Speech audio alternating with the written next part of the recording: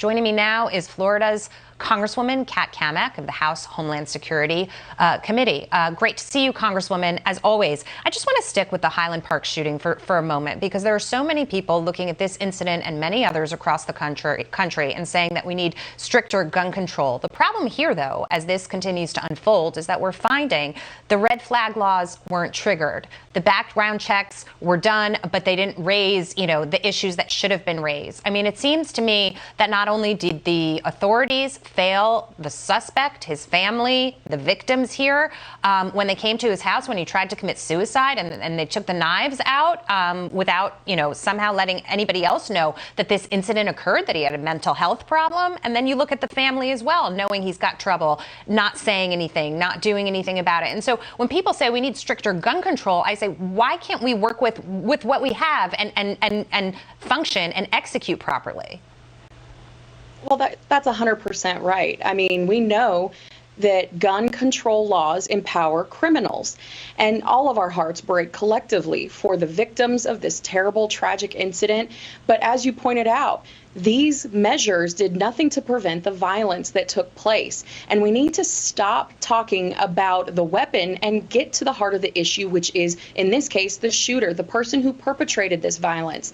It is the root issue of mental illness in this country that is going unaddressed by the left while they continue to wage war against law-abiding citizens for exercising their constitutional right.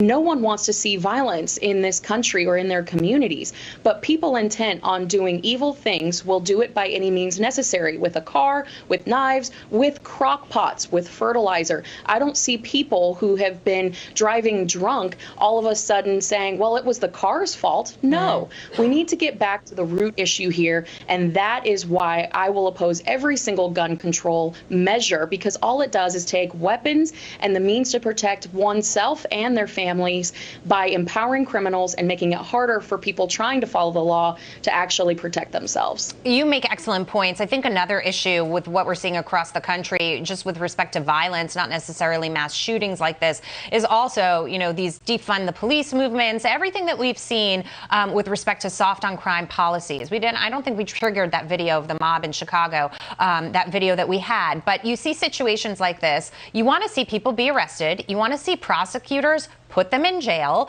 If there were tougher bars set and people knew that there were consequences for their actions, I believe they would stop doing things like this. Absolutely. And as the wife of a first responder, my husband is a 15-year firefighter and SWAT medic. He deals with the worst situations that our community faces and has for years.